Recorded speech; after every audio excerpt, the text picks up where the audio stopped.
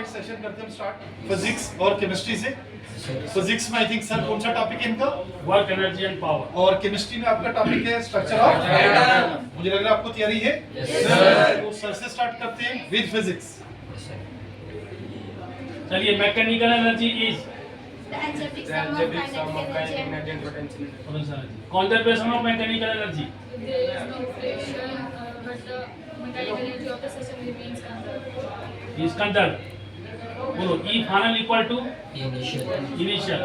If friction is not present, if friction is present, Then E final is not equals to K initial. and E final will be E final less than. why? Because there is Loss of energy. by Friction. नहीं, अभी तुमसे बोलते हो work done by friction, work done by Friction. then what is the formula? E final minus Initial. जो answer आएगा वही होगा work done by क्या? Friction. है ना? बोलिए, gravitational potential energy, gravitational potential energy mg s क्या होता है बोलो? परपेंडिकुलर डिस्टेंस या incline? Perpendicular distance. Very good. इसका स्टेटमेंट क्या होता है? Work done by Work done by external force is slowly shifting from a point to another point is stored. हाँ, in field known as Gravitational energy. Conservation of mechanical energy का statement बता रहा हूँ ना, Conservation of, जोर से बोलो। so if there is no friction, then the mechanical energy of the system is conserved. Between kinetic and potential. tension. ठीक, बताइए आइसोटोप्स क्या होता है?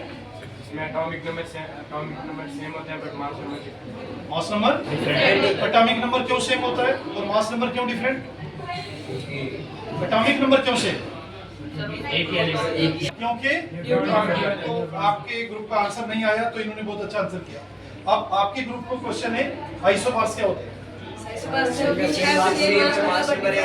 सेम मास नंबर होता है, Different atomic number.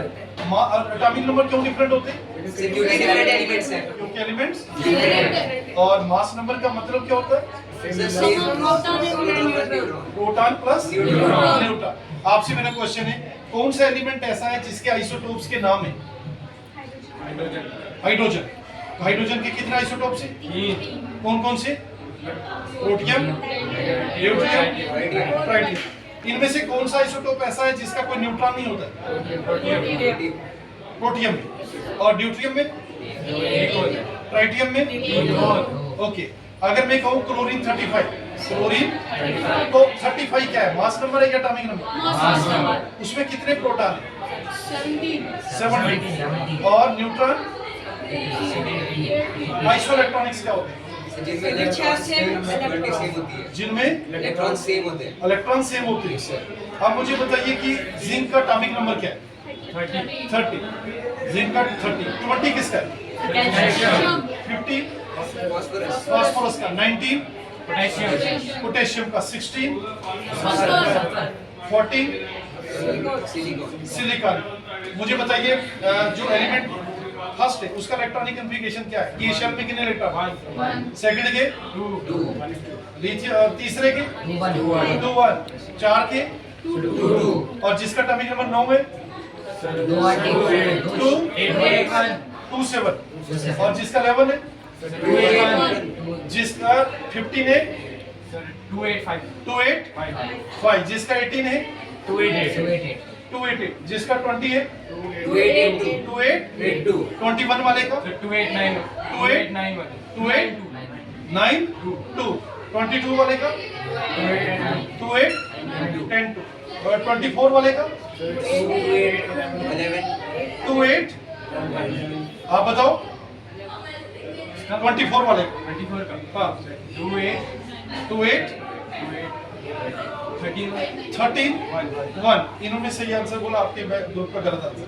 और 25 वाले का 2 8 13 और 28 वाले का 2 8